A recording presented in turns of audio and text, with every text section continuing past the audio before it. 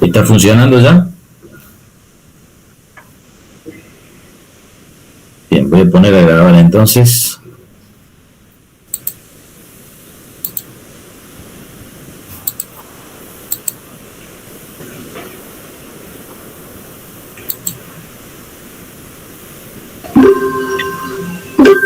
Bien, muy buenas tardes a todos.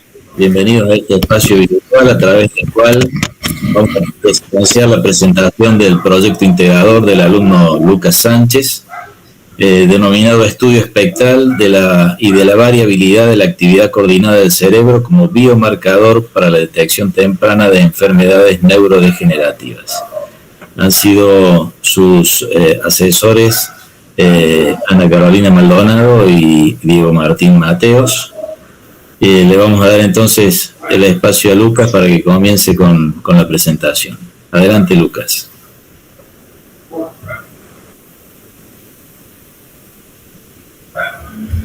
Bueno, primero que nada, muy buenas tardes a todos y desde ya les agradezco por estar presentes de sus casas, de sus hogares, ¿sí? En caso de que se me corte en algún momento el habla o lo que sea, me avisan y vemos cómo solucionarlo.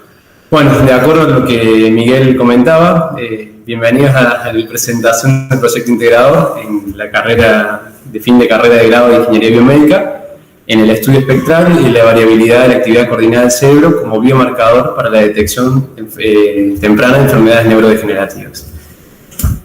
Ok, el abordaje de esta problemática, el trasfondo por el cual se abordó, ¿sí? el fundamento puntualmente, es debido a que las enfermedades neurodegenerativas son una condición altamente prevalente y crucial a nivel mundial, ¿sí? Y estas constituyen lo que es la primera causa de demencia en el mundo.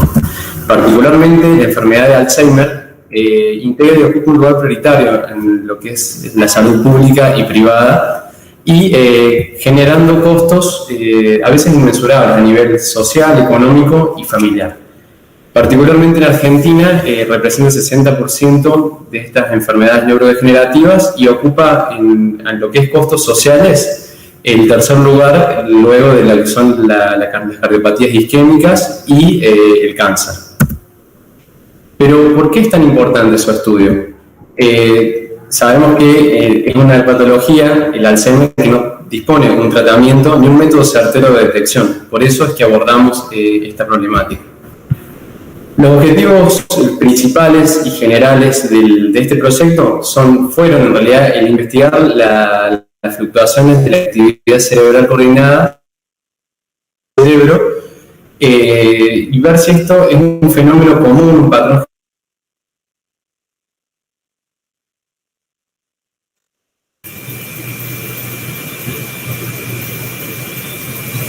Lucas, se te cortó. Sí, la demencia puntualmente. ¿Alguien dijo algo? Los demás escucharon, a mí se me cortó. Se cortó un ratito lo que acabas de decir. Ok, quieren que conecto el celular si quieren, ¿sí? El internet del celular, ¿les parece? Sí, te aconsejo que sí. Bien. Dale, vamos a hacer eso. Ahí estaría.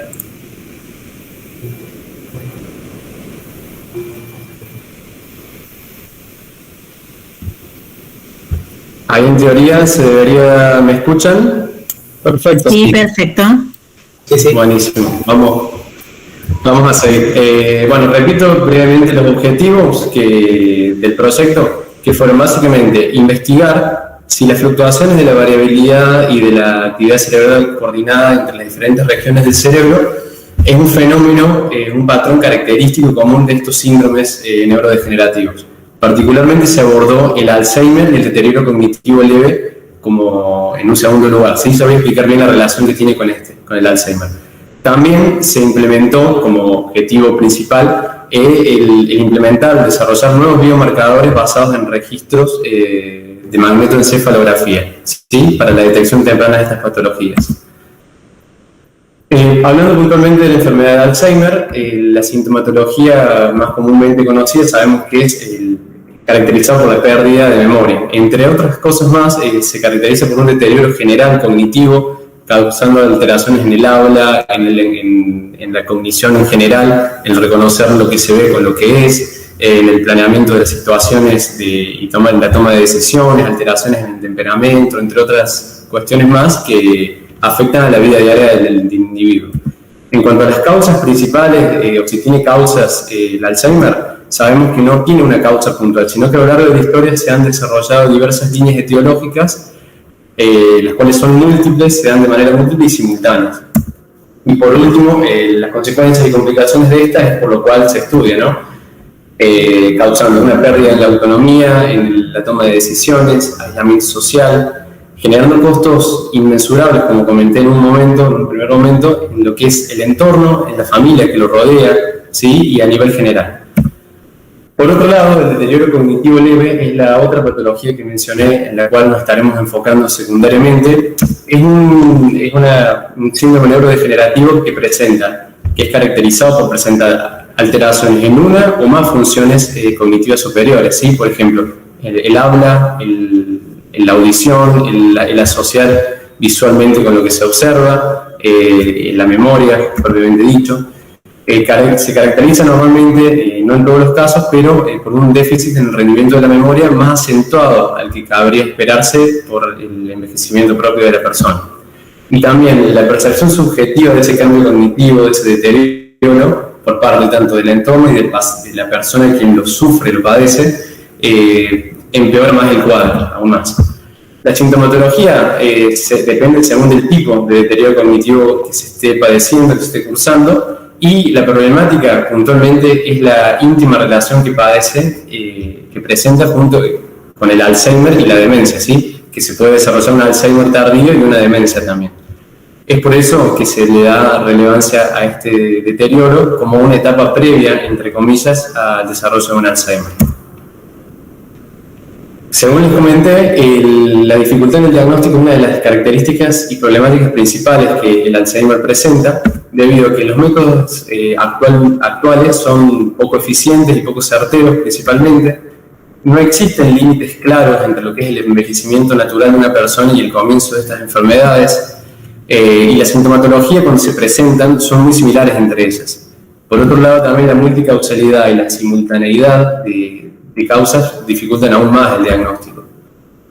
En cuanto a números y estadísticas, para dar un pantallazo más que nada de lo que representa y cómo afecta a nivel mundial estas enfermedades, ya en el 2014 el Instituto Peruano de Neurología ya presenta que el Alzheimer representa más del 60% de los casos de demencia a nivel mundial.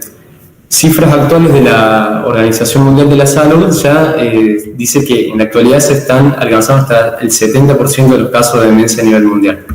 Por otro lado, la OMS junto con la Organización Internacional del Alzheimer, el ADI, presentó ya que en el 2018 existían 50 millones de casos activos de demencia a nivel mundial. Y en concordancia entre ellos, dicen que anualmente se diagnosticarán 10 millones de casos nuevos.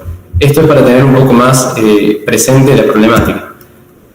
Tratamiento, según les mencioné, no existe uno, pero a partir del desarrollo e introducción de biomarcadores que permitan una detección temprana de las patologías y mediante la combinación de métodos clínicos y de neurociencia, se puede desarrollar una posibilidad de un tratamiento que ayude más que nada a paliar los síntomas, hacer más llevadera la enfermedad y que las consecuencias más graves se retarden en el tiempo, ¿sí? Se presenten más tarde.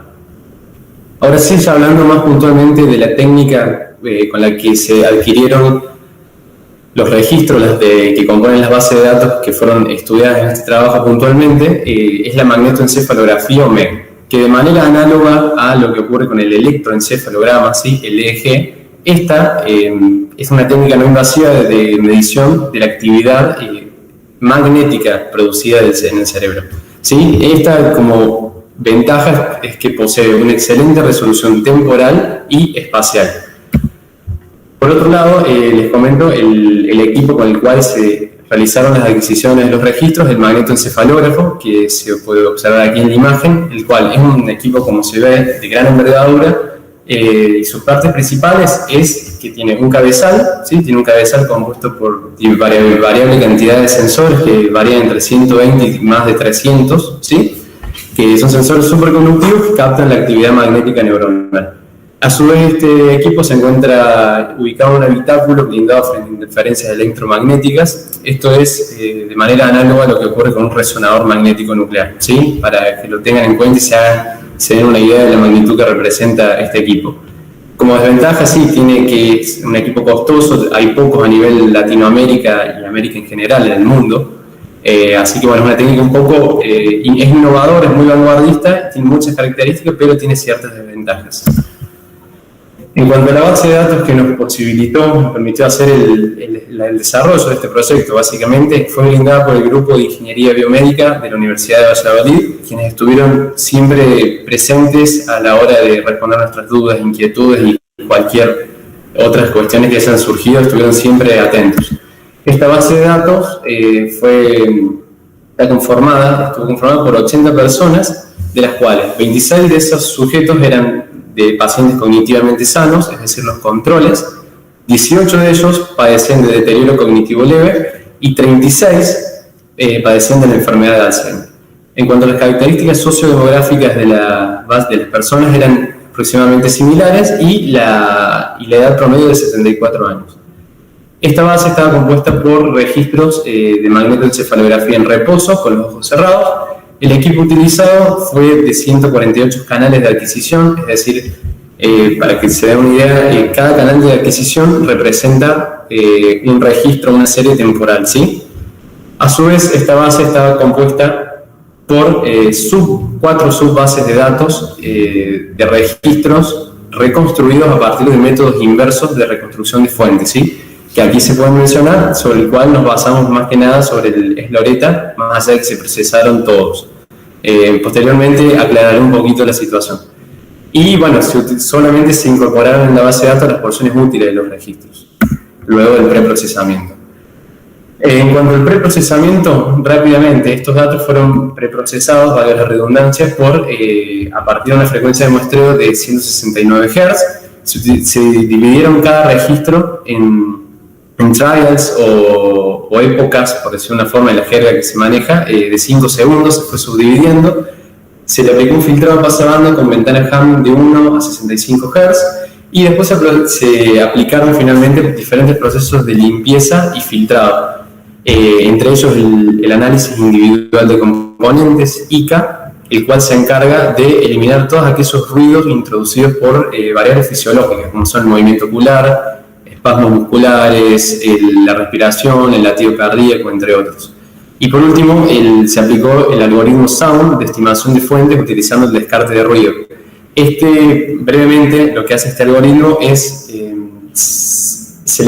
determinar pequeños grupos de canales o canales que tengan un ruido excesivo por encima de cierto umbral, en donde se estiman esos canales a partir de la información de canales adyacentes, ¿sí? Ahora sí, en esta sección mencionaré brevemente los métodos y las técnicas utilizadas para el análisis de datos. Entre ellos, por un lado, encontramos lo que es el estudio de la correlación temporal y por el otro, el de la densidad espectral de potencia. El estudio de la correlación temporal, para este estudio nos basamos en el cálculo del índice de sincronía de fase, el cual es una medida del bloqueo instantáneo de fase. El bloqueo instantáneo de fase, ¿qué es? Es una condición en la que, cuando se realiza el cálculo del índice de sincronía de fase, es la condición en que las dos señales analizadas, porque esto se realiza comparando dos señales, obviamente, es la condición en donde estas señales mantienen cierto desfasaje constante o medianamente constante en un lapso temporal. El lapso temporal nosotros utilizado fue de 1 segundo, que aquí podemos observarlo. Es una ventana de 1 segundo en donde se evaluó esa condición de desfasaje constante o no. Luego de evaluar eso, se obtiene un número que va de 0 a 1, ¿sí? De R, aquí está la expresión matemática, en donde los números cercanos a 1 indican una alta sincronía de fase entre esas dos señales y cercanos a 0, una desincronía. Puntualmente en este trabajo se seleccionaron las bandas de frecuencias fisiológicas cerebrales, la alfa, beta, tita, delta y gamma, ¿sí? No las dije en orden, pero ya las mencionaré con mayor detalle, y se realizó un filtrado para seleccionarlas y se dejó un ancho de banda de 5 Hz. A cada banda se le aplicó la transformada de Hilbert y se extrajeron las fases instantáneas y se realizó el ventaneo cada un segundo y cálculo de la sincronía de fase. A este cálculo, que se hizo por ventanas de un segundo, por cada ventana se obtuvo un único valor, tanto de conectividad o de correlación temporal R medio y un único valor de R desvío, que indica la variabilidad que tuvo esa fase, ese desfasaje, mejor dicho, en esa ventana de un segundo. Aquí presento nuevamente las bandas delta, tita, alfa, beta y gamma, con sus rangos. Y un ejemplo del cálculo de R, ¿sí? Entra la señal 1 o 2 al sistema de cálculo de índice de sincronía y como salió tenemos una serie temporal del R medio, ¿sí? Y R desvío. Entonces, bajo todo esto que se explicó, se realizó el estudio de la conectividad media y su variabilidad en el tiempo, bajo la premisa postulada por el doctor José Luis Pérez Velázquez, un experimentado investigador en el campo de la neurociencia, quien postuló que la hiperexcitabilidad y la sincronía generalizada y duradera en el tiempo entre las diferentes regiones del cerebro darían lugar a una falta de variabilidad de la actividad coordinada del cerebro y una falta de adaptabilidad asociada frente a estímulos externos, ¿sí? De este modo se realizó el estudio de la correlación por cada banda de frecuencias de las ondas cerebrales mencionadas de manera global, es decir, teniendo en cuenta los 148 canales de adquisición de los registros y dividiendo por áreas. Estos resultados, que posteriormente los mostraré, se representaron mediante gráficos de violín. La división de áreas a nivel sensores, por decir una forma, la ubicación topográfica de estos fue en 5 áreas: frontal, central, occipital, temporal izquierda y temporal derecha. Y la división de áreas a nivel de fuentes, recuerden que mencioné los métodos de reconstrucción de fuentes, fue basado en el Atlas de Regiones de Desikan Killeney, quien presenta de 68 fuentes corticales, ¿sí? Fuentes profundas y corticales, como podemos observar, que a su vez para su estudio se agrupan en 10 áreas cerebrales. Todo esto fue realizado en concordancia a las bases de datos brindadas por el grupo de bioingeniería, quienes plantearon esta división justamente, ¿no? Bien, ahora sí, ya finalizando la sección de métodos y técnicas para el análisis de los registros, el otro método utilizado complementario fue la densidad, el del estudio de la densidad espectral de potencia. Este nos permite determinar la distribución de la potencia de una señal a lo largo de toda la banda espectral de esta señal, justamente dicho, ¿no? La técnica utilizada puntualmente en este trabajo fue que a cada serie temporal ya preprocesada se le realizó el cálculo de la transformada discreta de Fourier bajo el algoritmo de la transformada rápida de Fourier, que aquí, bueno, podemos observarla. Esta es la transformada discreta de Fourier y del registro de MEG, de la señal adquirida por cada sensor XDN, ¿sí? Una señal discreta. En base a esto se realizó el cálculo de la densidad espectral de potencia, que aquí tienen la expresión matemática utilizada, en donde PS o Power Spectrum por sus siglas en inglés, la densidad espectral de ese registro. Ahora sí, presentamos lo que es más que nada los resultados de la correlación temporal. Previamente a presentar estos resultados, quiero comentarles el manejo de luego de haber realizado todo este cálculo de la correlación de fase, la correlación temporal, etcétera, cómo se manipularon los datos, lo cual fue una tarea bastante engorrosa, pero bueno, se pudo. El manejo básico de las matrices, según yo les comenté, este cálculo de sincronía se calculó entre cada canal de adquisición. Según les mencioné, eran 148 canales y si pueden recordar, se hacía este cálculo y se obtenía por cada ventana de un segundo que se analizaba un único valor de R. Bueno, a todos esos valores de R se los promedió, es decir, cada análisis se los promedió y se obtuvo un único valor R del canal A y el canal B. Después había otro que se hacía entre el canal A y el canal C y así sucesivamente. De todo esto se armó una matriz, que puede ser una matriz de R de la conectividad promedio o de su variabilidad o desvío, y en función del estudio que se realizara, si fuese a nivel global o por áreas, se iban tomando esos canales y se hacía un promedio general. Entonces, voy a poner el puntero, perdón, la opción de puntero, así pueden ver. Ahí estamos. Entonces, supongamos un ejemplo breve que se quiere analizar la correlación temporal del área frontal, ¿sí? Como podemos observar aquí, simplemente se van a tomar los canales involucrados en dicha área, se hace un promedio, ¿sí? Ya sea de R medio o R de desvío, y se almacena en una nueva matriz dependiendo de la frecuencia que se analizó, delta, tita, alfa, beta o gamma, y se forma una nueva matriz. Luego, como podemos observar, esta nueva matriz se almacenó en un conjunto dependiendo del grupo que perteneciese los pacientes, ¿sí? Cada cuadradito aquí, me olvidé de mencionar, es un paciente, ¿sí? Eso es un paciente. Esto aplica y se realizó tanto a nivel global, por áreas y para reconstrucción de fuentes, ¿sí? Bueno, aquí está la explicación brevemente de lo que yo fui hablando y mencionando recién. Luego, ya obteniendo los resultados, había que optar cuáles de ellos eran realmente relevantes y nos daban información realmente significativa, porque eran muchísimos, la verdad. Se utilizó un test estadístico de significancia no paramétrico, en este caso, conocido como Mann-Whitney-Wilcoxon, o Rank Sum Test, conocido en la jerga de MATLAB, en el cual se evalúan las medianas de las muestras en cuestión, un test que evalúa 2 muestras, y evalúa si estas muestras proceden de poblaciones equidistribuidas.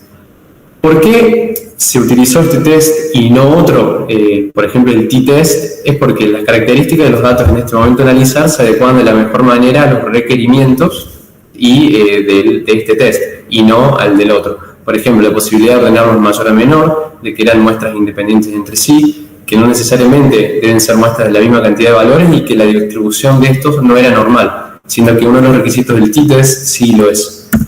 Entonces, brevemente, el test de Mann-Whitney-Wilcoxon realiza una prueba de rango en donde evalúa si estas medianas, es decir, la hipótesis nula, es verdadera, bajo cierto nivel de significancia que es previamente definido, ¿sí? Este va a entregar un sí o un no mediante ceros lógicos y uno lógico. Y lo más importante que entrega este test es el p-valor o el p-value, normalmente conocido, que indica la probabilidad de que estas dos muestras analizadas presenten valores de mediana iguales, bajo el nivel de significancia predilecto y predefinido, ¿sí? Supongamos que el nivel de significancia utilizado, que de hecho fue así, es de 5%. Esto quiere decir que este test va a rechazar todos los resultados que tengan al menos 5% o una probabilidad mayor de que sean sus medianas iguales, los rechaza. Nosotros utilizamos aquellos que dio menor a 5% la probabilidad de que las medianas sean iguales. Recordemos que todo esto es estadístico. Ahora sí, se presentan los resultados globales de la correlación temporal, después de tanto. Aquí, antes de seguir, quiero aclarar de que, como se menciona, se presentan solamente los resultados globales, tanto de conectividad media, ¿sí? Conectividad media y la variabilidad de la conectividad. ¿Qué característica tiene esto? Es que, ¿y por qué no se presentan los resultados por áreas o por reconstrucción de fuente? Debido a que en esta gráfica, en esta imagen, se engloban y se generalizan todos los otros resultados, salvando pequeñas diferencias en los valores, pero se respeta un patrón general que es el cual ven ustedes en la imagen. Entonces, inicialmente, para comenzar este análisis, observamos las gráficas superiores, la gráfica A, B y C, donde se presentan los resultados de la correlación temporal media. Vemos que, evidentemente, tanto estadística como visualmente, podemos observar que los pacientes con Alzheimer, ¿sí?, presentan valores de conectividad o correlación temporal superiores tanto a los controles como a los de deterioro cognitivo leve.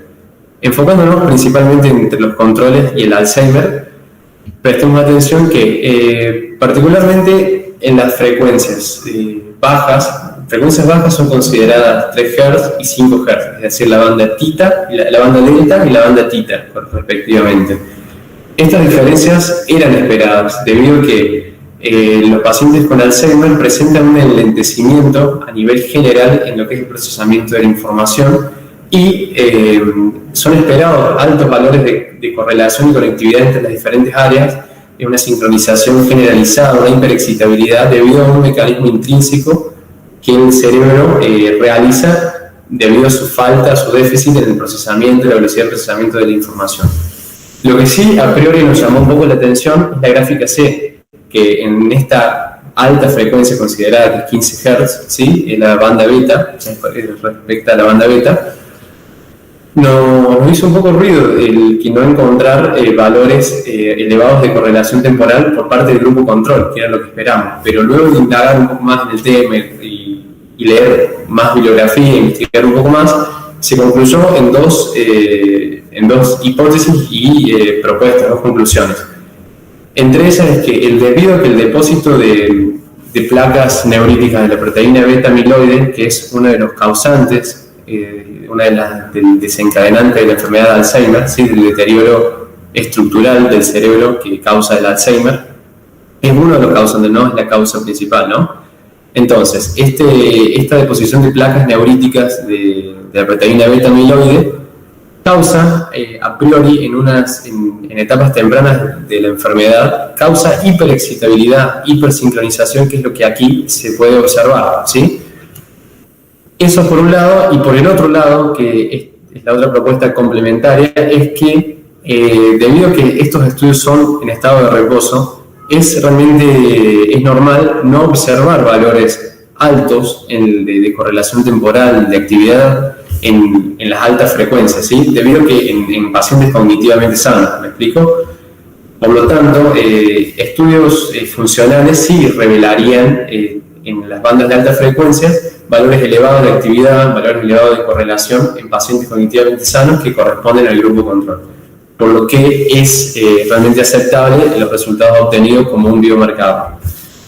Ya pasando a lo que es el estudio de la variabilidad de la correlación temporal en el tiempo, si bien se pueden observar resultados estadísticamente hablando significativos, ¿sí? Que aquí pueden verlos, pero numéricamente y visualmente son ínfimas las diferencias entre grupos, por lo que luego de revisar todos los resultados obtenidos y que el patrón era similar, se decidió que, bueno, habría que hacer un estudio un poco más puntual, hay que utilizar otras métricas para realmente evaluar si esta métrica en cuestión justamente es una medida o un indicio y puede brindar información accesoria al diagnóstico precoz de esta enfermedad. ¿Sí? Que posteriormente en estudios, en la sección de trabajos futuros, mencionaré cuáles son las otras técnicas a utilizar para su cálculo. Bien, ahora la nueva sección que prosigue son los resultados y el análisis del cálculo y del estudio de la densidad espectral de potencia.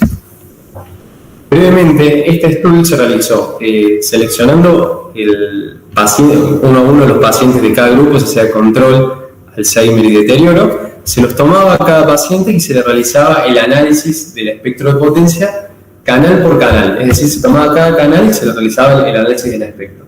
Posteriormente, se hacía un promedio de todos los canales y se obtenía un espectro por paciente. Estos se agrupaban dependiendo del grupo que correspondiese, ya sea control, Alzheimer o deterioro, y se hacía un promedio entre todos los pacientes obteniendo una única curva, una única gráfica espectral de potencia por cada grupo, ya sea Alzheimer, deterioro o control. Entonces, aquí podemos apreciar estas gráficas que es parte de los resultados obtenidos del estudio de la densidad espectral. Como podemos ver, es una gráfica de doble entrada. En el eje de las abscisas obtenemos la banda de frecuencia analizada y de las ordenadas la potencia, ¿sí? Los valores de potencia.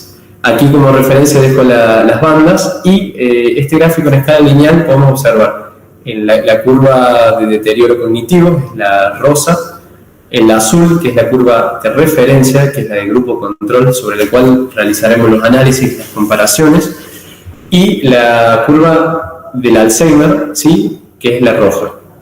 Entonces, rápidamente y observando la gráfica, podemos realmente evidenciar el gran desplazamiento del espectro de potencia por parte del Alzheimer respecto a la curva de control hacia las bajas frecuencias y a su vez el incremento en la banda delta y tita por parte del Alzheimer. Esto es un dato muy crucial, muy característico, debido a que respalda a diversas investigaciones realizadas en el campo, en donde se postula que el Alzheimer, ya es un hecho, de que el Alzheimer posee un enlentecimiento en el procesamiento de la información y es realmente evidenciado en su espectro de potencia, como aquí podemos observar. Es un marcador biológico muy evidente lo que se observa. A su vez, por parte del deterioro cognitivo leve, vemos una disminución en el espectro respecto del grupo control, no tan marcado en las bajas frecuencias, pero sí en las altas frecuencias, y que después mencionaré un par de características. Respecto al Alzheimer y el deterioro cognitivo, vemos que en las bandas de alta frecuencia hay una gran diferencia. Es marcado este patrón en el espectro. Y a su vez quiero mencionar el pico característico del grupo control, un pico característico en el estado de reposo en la banda alfa, ¿sí? Lo cual es algo que ya en estudios anteriores en el tema es lo primero que se evidencia, lo cual es muy provechoso y son muy buenos los resultados obtenidos al respecto. Siguiendo con el estudio, es la misma gráfica la que podemos observar aquí en la anterior, nada más que en escala logarítmica. ¿Y por qué la presento? Porque se pueden apreciar quizás más claramente las diferencias en las bandas de baja frecuencia, la delta y la tita, el pico y el incremento en estas bandas del Alzheimer, y como podemos observar también en las bandas, perdón, señalé con el dedo de la pantalla, podemos observar aquí en las bandas de alta frecuencia la gran diferencia entre los grupos respecto al grupo control, lo cual, bueno, es un marcador muy evidente. Ahora sí, ya finalizando esta sección de resultados por parte de la densidad espectral de potencia, planteamos la distribución topográfica de este espectro, lo cual nos permite visualizar el aporte que cada región realiza al espectro global. ¿Sí? Normalmente conocidos son estos gráficos como los topoplots, ¿sí? Aquí tenemos el grupo control, el grupo del Alzheimer, el grupo del deterioro y las diferentes bandas de análisis de las ondas cerebrales. Podemos observar y concluir en lo siguiente. Ya en la banda delta vemos que el grupo de Alzheimer presenta grandes aportes en las áreas fronto-temporoparietales, con un leve sesgo hacia el hemisferio izquierdo, ¿sí? Mientras que en el grupo control se observa más una homogeneidad en los aportes de potencia. En cuanto a la banda tita, vemos claramente y cómo se evidencian los diferentes aportes sectorizados aquí por parte del Alzheimer, en donde en la región temporo-parieto-occipital, en menor medida, son grandes los aportes del Alzheimer respecto a los otros grupos, que prácticamente no se observa nada. Esto recordemos que es en el grupo en estado de reposo. Por parte del grupo control, podemos apreciar particularmente en las altas frecuencias, que es lo que vinimos mencionando, los grandes aportes de este grupo. Grandes aportes, digo, a diferencia de los otros dos grupos patológicos, ¿sí? Y una homogeneidad entre las diferentes regiones en el espectro, ¿sí? Y por parte del deterioro cognitivo leve, vemos bajos valores de potencia a nivel de todo el espectro, que es el que se refleja en lo visto en las gráficas anteriores, básicamente. No hay información nueva. A modo de conclusión, ya, si bien recuerdan, en lo que es conectividad, ¿sí? Los resultados presentados en los violin plots, de los gráficos de violín, por parte del Alzheimer se evidenciaban grandes diferencias y una hipersincronización en las diferentes bandas con elevados valores de correlación temporal a nivel general, ¿sí? Recuerden lo que les comenté también en cuanto a lo que es la variabilidad de esta conectividad, dependía de la banda analizada, los resultados obtenidos y, hablando estadísticamente hablando, ¿no? Pero no dejó resultados certeros, más contundentes. En cuanto al espectro de potencia, se observaron marcadas variaciones entre los pacientes cognitivamente sanos y los patológicos. Recordando que el Alzheimer tiene un leve sesgo hacia las bajas frecuencias, teniendo grandes aportes en las bajas frecuencias como mecanismo intrínseco de compensación del cerebro, y por parte del grupo control presenta elevada actividad en comparación con el Alzheimer, ¿no? En las altas frecuencias, más predominantemente beta y gamma, ¿sí? En cuanto a la topografía de este espectro de potencia, el aporte por parte del Alzheimer es más diferenciado por regiones y el grupo control se observa más una homogeneidad en los aportes por regiones. Y a modo general, como conclusión general, se observaron que estas patologías, estos síndromes neurodegenerativos, afectan directamente a la dinámica cerebral y de esta manera se pueden interpretar como marcadores biológicos que puedan servir para un deterioro, para un diagnóstico, una prognosis temprana de estas enfermedades. Como trabajos futuros, se propone realizar gráficas espectrales de potencias, si bien recuerdan son esas que presenté en escala lineal y logarítmica, pero no a nivel general como yo lo hice, sino por cada región cerebral. También el estudio y el cálculo de la variabilidad de esta correlación en la conectividad temporal, realizarlo por diferentes métricas, por cálculos de complejidad, de entropía o de desviación punto a punto, y utilizando bases de datos de mayor cantidad de sujetos integrantes, ¿no? Realizar un estudio de la correlación temporal es otro de los trabajos futuros, pero entre subregiones reconstruidas, ¿sí? Entre regiones reconstruidas por métodos inversos. Y también otro de los trabajos que yo creo muy importante es la aplicación de estos algoritmos desarrollados, ¿sí? Pero sobre registros de electroencefalografía, debido a que es una técnica más conocida, menos costosa y más aplicable en el ámbito clínico. Por otro lado, esto quizás es un poco más a largo plazo, pero el desarrollo de un algoritmo entrenado bajo Machine Learning que se basa en estos biomarcadores desarrollados para la detección temprana, tanto de Alzheimer como de otras enfermedades neurodegenerativas, porque esto es algo, sabemos que estas enfermedades, ya sea independientemente cualquiera de los síndromes, van a afectar de alguna medida el espectro de potencia y la correlación entre las diferentes áreas. Y por último, y ya más a largo plazo, es el desarrollo de una modalidad, una técnica diagnóstica que integre diferentes biomarcadores provenientes de diferentes técnicas diagnósticas, por ejemplo, de resonancia magnética funcional, análisis de concentración de oxígeno en función de la actividad cerebral, diferentes análisis de patrones en las señales y también diferentes biomarcadores en el suelo.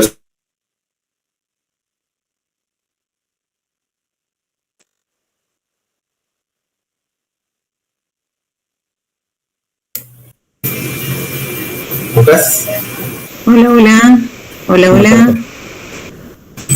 Se fue. Bueno, mira, decí que era lo último, porque después viene el saludo. Así que por lo menos pudo verla seguido. A ver. Vamos a esperar que retome la señal, Lucas.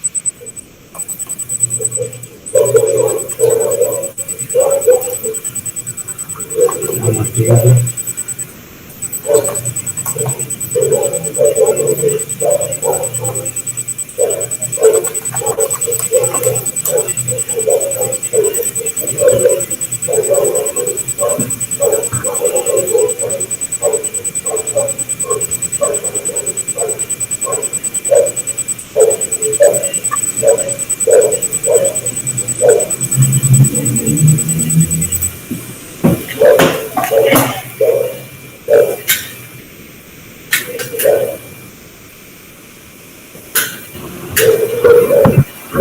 Perdón, se me cortó. No sé qué parte se había cortado. No, se cortó justo cuando estabas terminando la última frase ahí de los avances. Así que lo terminaste del trabajo a futuro, así que terminaste justo.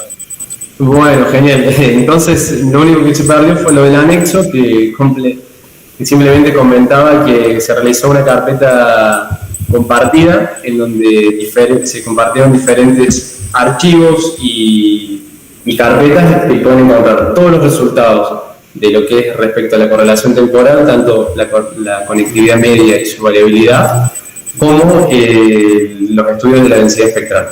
A su vez se encuentran también archivos como de las regiones de interés y el análisis realizado de la significancia, una tabla, un archivo, un sheet de Google, que evaluamos ahí todos los resultados y pueden ver el método que se utilizó.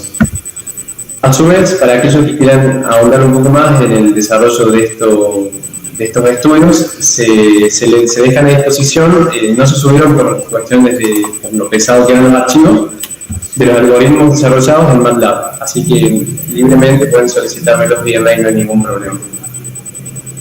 Ahora sí, espero que se haya comprendido de la mejor manera todo, y bueno, si hay alguna duda, estoy dispuesto a responderla con gusto, ¿sí? Bien, muchísimas gracias, Lucas. De mi parte, te felicito, ha sido un trabajo minucioso, muy bien elaborado, muy bien expuesto, diría que impecablemente expuesto, así que de mi parte felicitarte y voy a darle la posibilidad a los otros miembros del tribunal para que te hagan alguna devolución. Vamos a comenzar con Elmer.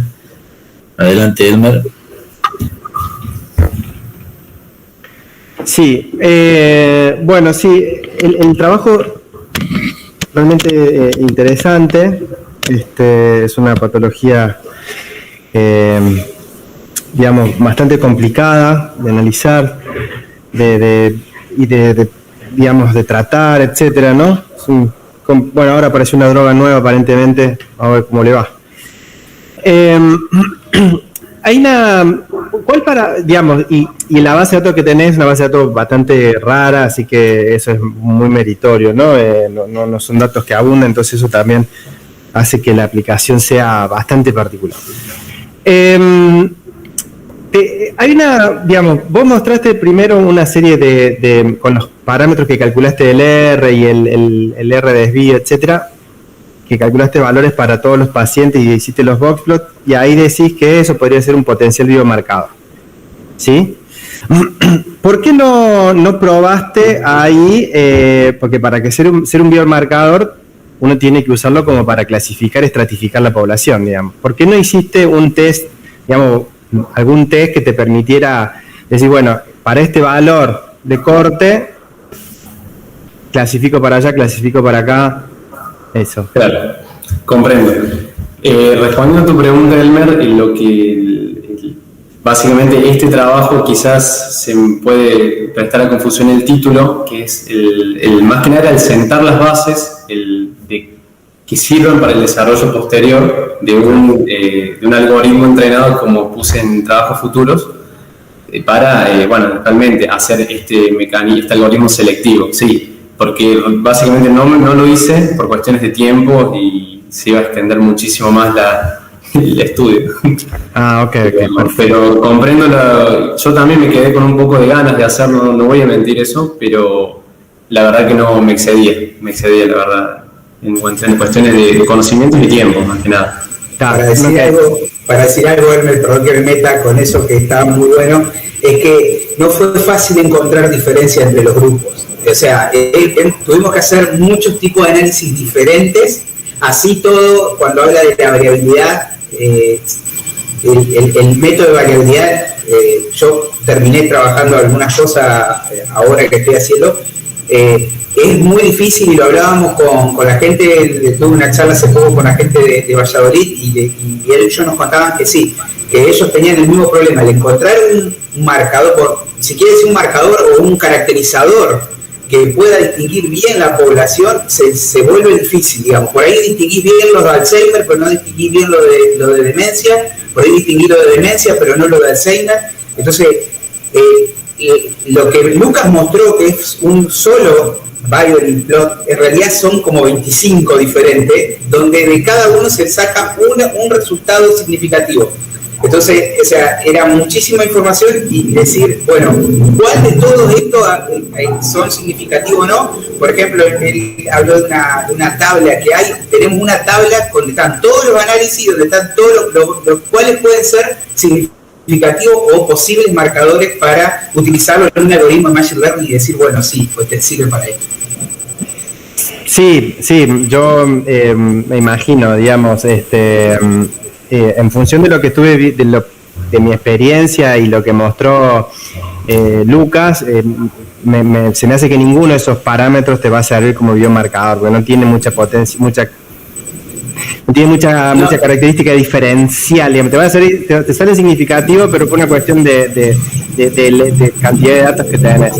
No lo veo ahí. Exactamente. Ahora, lo que te quería preguntar también es, mostraste también, Lucas, las curvas de potencia.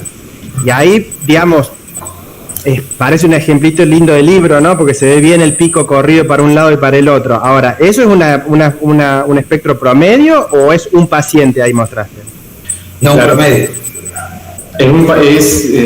Y la variabilidad, hubiese estado buena ver la variabilidad para ver. Sí, una de las cosas que faltó, pero están y caen dentro de la variabilidad. Sí, es algo que, es más, se iba a hacer con en vez de calcular la variabilidad, lo que generalmente se hace sobre los espectros es trabajar con un chafleo de los valores medios muchas veces para achicar, digamos, eso. Y sí, es uno de los puntos que estoy totalmente de acuerdo con. ¿Y el pico de la delta la posición del pico de delta no lo analizaron?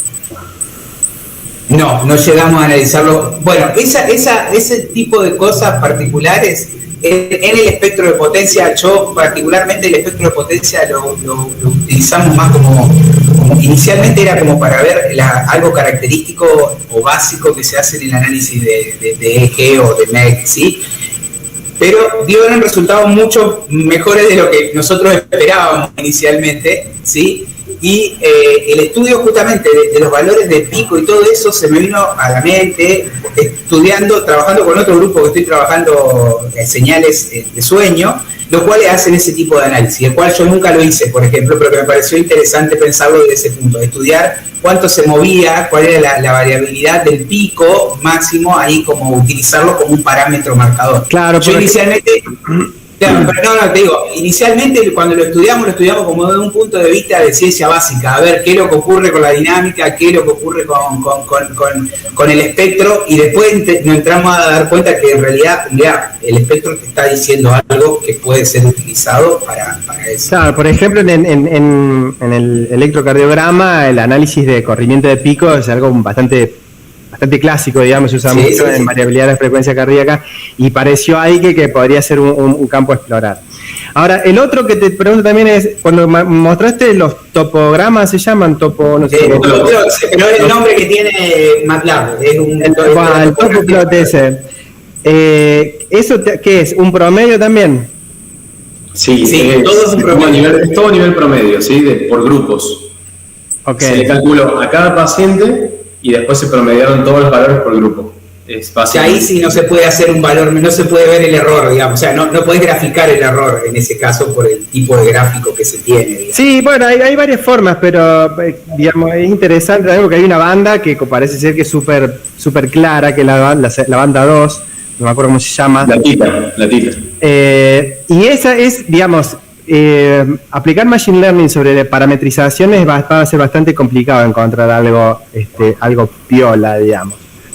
Porque son parámetros de estimados, de estimaciones y de promediaciones, y eso le saca un montón de variabilidad. Pero ese me parece que es un lindo campo, usar el topograma ese, o no se acuerda cómo se llama, para alimentar una red clásica.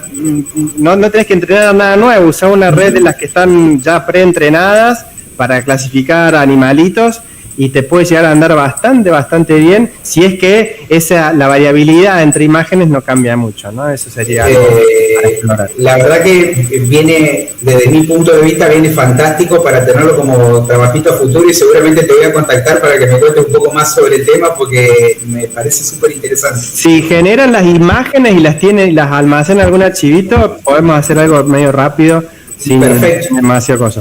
Pero bueno, ahora que me explicaste que es un trabajo preparatorio, queda más claro, digamos, que no era un biomarcador lo que estaban buscando, sino preparar el terreno para, digamos, porque es el ámbito de la electroencefalografía, la verdad que entiendo que es bastante frustrante porque son un montón de señales y se termina sacando bastante poco. Así súper discriminador, digamos, ¿no? Es un ámbito muy duro. Me imagino el Diego cómo debe estar picando piedra ahí.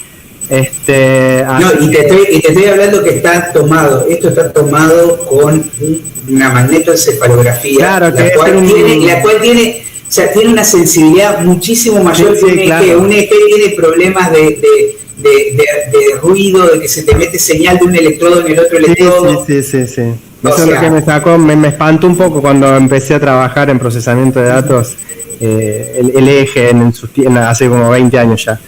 Pero bárbaro, creo que deja un background interesante como para saber por dónde no hay que ir y por dónde más o menos sí se puede ir.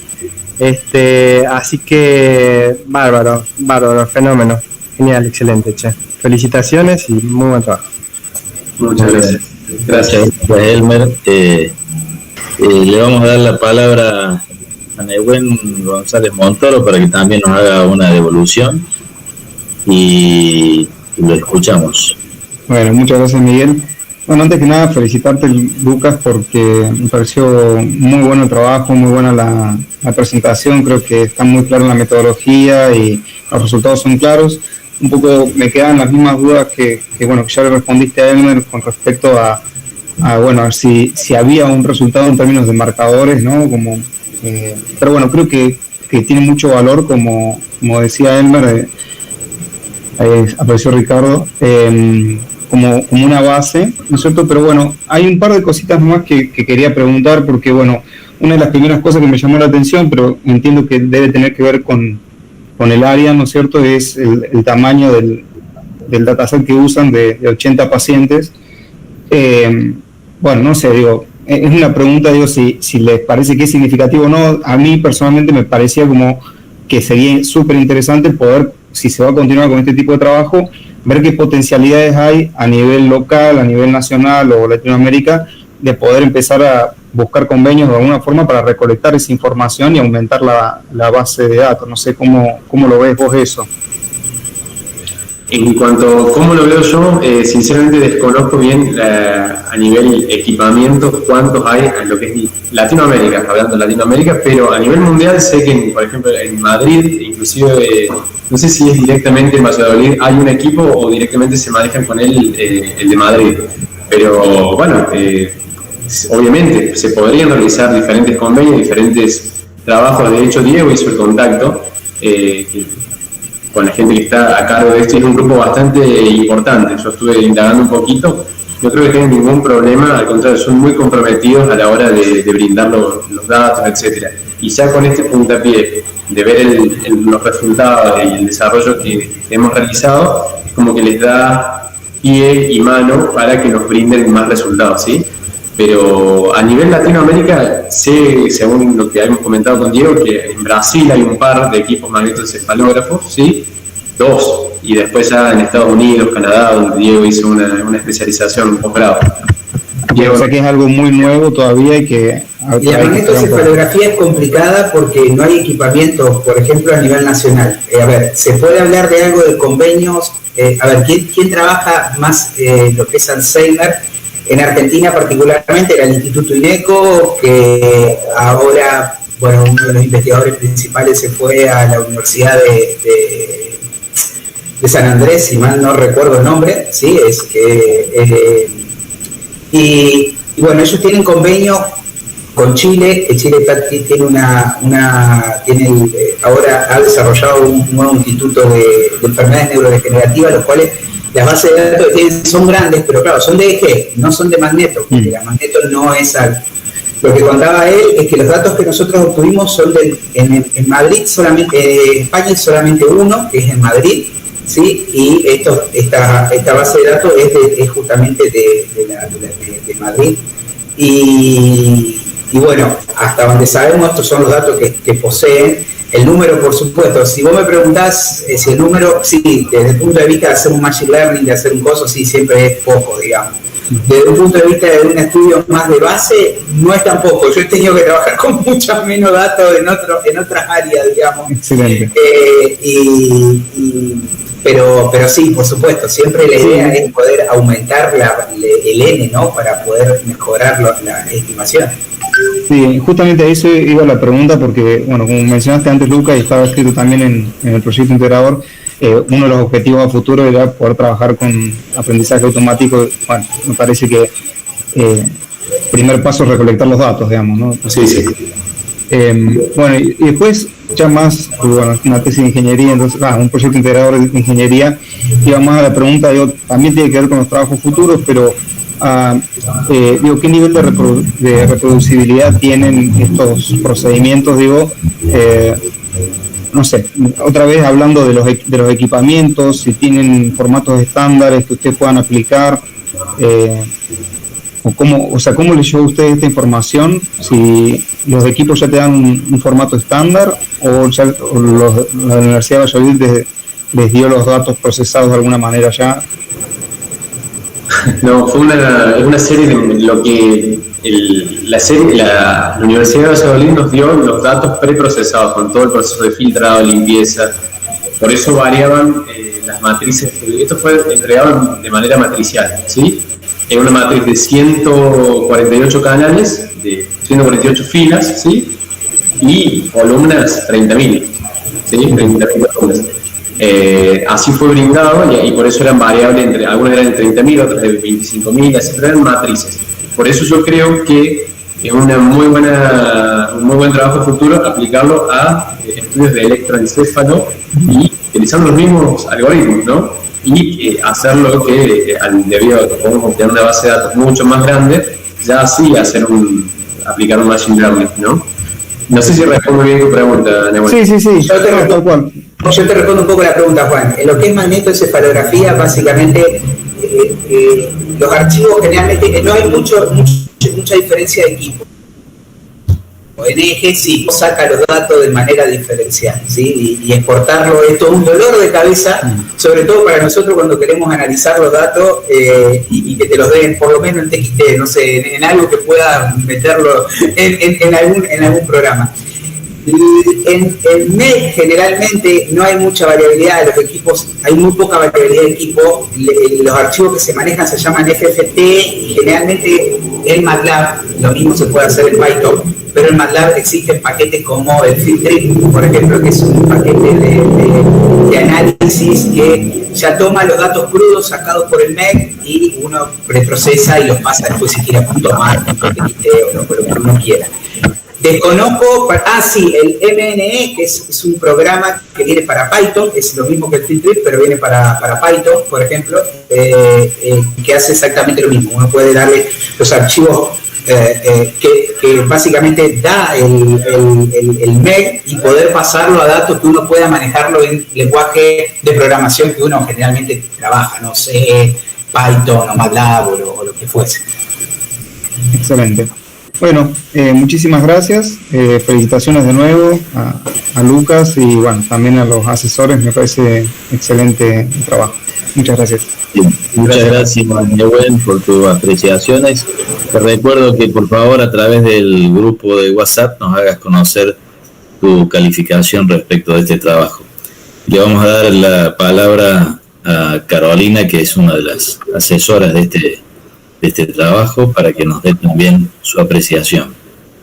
Adelante, Caro. Bueno, gracias, Miguel. Gracias a todos. Yo lo voy a hacer corto. Creo que este trabajo realza, digamos, la importancia de esto de unir disciplinas, ¿sí? De cómo el tratamiento de datos y la ciencia de datos se va aportando cosas. Gracias, Lucas, por embarcarte en esto y gracias, Diego, por guiarlo, fue su principal guía. Y bueno, al tribunal por leer, es una tarea bastante, es arduo leer un proyecto integrado, es arduo. Las correcciones fueron todas muy... Leyeron el trabajo, nos juntamos en un seminario, o sea, Roberto no está acá, pero él estuvo en el seminario, hizo aportes, así que quería también agradecer al tribunal. Bueno, te deseo éxitos en tu vida profesional, Lucas. Recuerda siempre tu cuna, tu formación, la universidad. Nada más, gracias a todos. Gracias, Caro. Gracias, Caro. Gracias. Y le vamos a dar también la palabra a Diego, aunque habló bastante ya, pero le vamos a pedir que nos dé sus últimas palabras para luego darle también un espacio al ingeniero Taborda, que quiere participar también de este evento. Yo le voy a hacer corta porque sí tengo un problema con el tema del habla.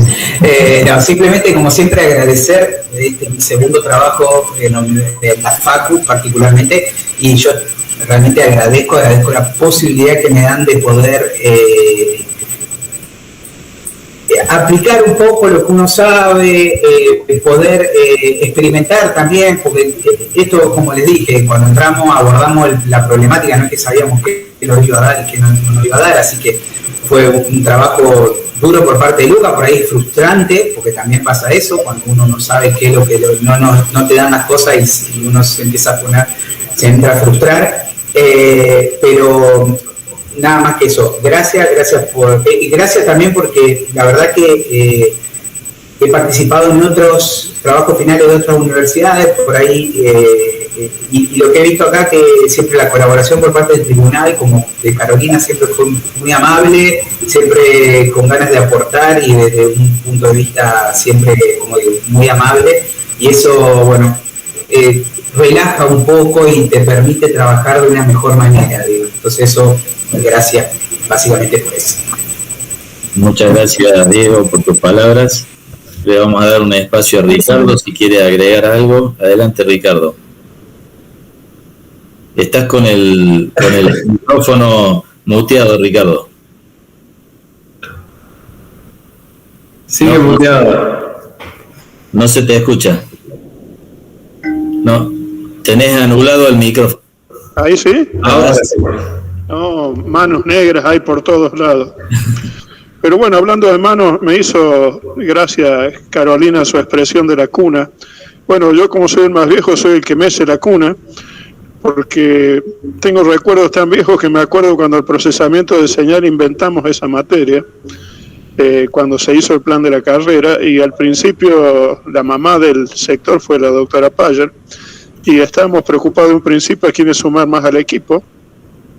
Y si lo vemos así como perspectiva, tengo el orgullo de comprobar hoy, accidentalmente no debería estar acá, que el área de procesamiento de señales, con sus miles de posibles aplicaciones, sigue dando frutos y sigue prosperando y sigue progresando, y por lo que veo a muy buen nivel, ya no entiendo la mitad de lo que dicen.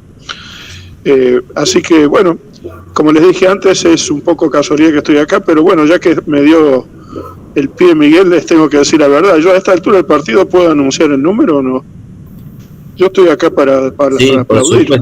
Por supuesto. Ah, bueno, tengo el oscuro privilegio de llevar la cuenta de los egresados, así que Lucas, a vos te va a tocar el número 307, por si lo querés jugar.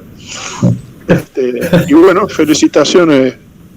Gracias, Ricardo. Lucas, a mí me queda el placer de tener que darte la noticia de cuál es tu calificación, y por unanimidad el tribunal te ha dado la máxima calificación de 10, así que es un excelente premio a tu dedicación y a tu calidad de trabajo. Muchas felicidades. A los directores también. Así es. Gracias. Sí, un aplauso para el tribunal también grande. Y gracias al tribunal. Felicitaciones. Sí. Bien. A Lucas, felicitaciones a Lucas porque ha pasado por varias cosas en el medio, que bueno, ha pasado por muchas cosas en el medio de su tesis, y bueno, no salió a flote y bueno, pudo terminar de la mejor manera. Eso. Mis felicitaciones. Adelante, Lucas. Bueno. No, simplemente tomarme 2 segundos para, bueno, ni hablar de agradecerles al tribunal por el laburo de haberse tomado para leer el proyecto, que la verdad debe ser bastante tedioso, pero bueno, les agradezco un montón. Gracias Miguel y Ricardo también por estar presentes, y particularmente a mis 2 asesores que en todo momento estuvieron dispuestos para todo lo que necesité, cualquier dificultad, me subieron a apañar también cuando las cosas no salían, cuando estaba bastante frustrado. Y nada, simplemente eso, recomendar el área del procesamiento de la investigación, ¿no? Porque el área de investigación en lo que es la ingeniería biomédica está bastante poco explotado a mi criterio, y bueno, animar a los que vienen en camino, están por recibir su tema de tesis, y recomendar fuertemente a Diego y Caro como asesores, así que dándole más trabajo, pero la verdad les agradezco de todo corazón por todo el laburo. Muchas gracias. Muy bien, muchas gracias a todos por haber colaborado con todo este proceso. Y bueno, ahora festejar, Lucas, y considerar que vamos a estar siempre disponibles para vos, para todo lo que te pueda hacer falta durante tu carrera profesional, que auguro que será exitosa. Ojalá así sea. Bueno, les agradezco un montón y bueno, estamos en contacto para lo que necesiten, ¿sí? Muchas gracias. Muchísimas gracias a todos. Gracias, éxitos. Que tengan. Hasta luego. Gracias. Buen fin de semana. Buen fin.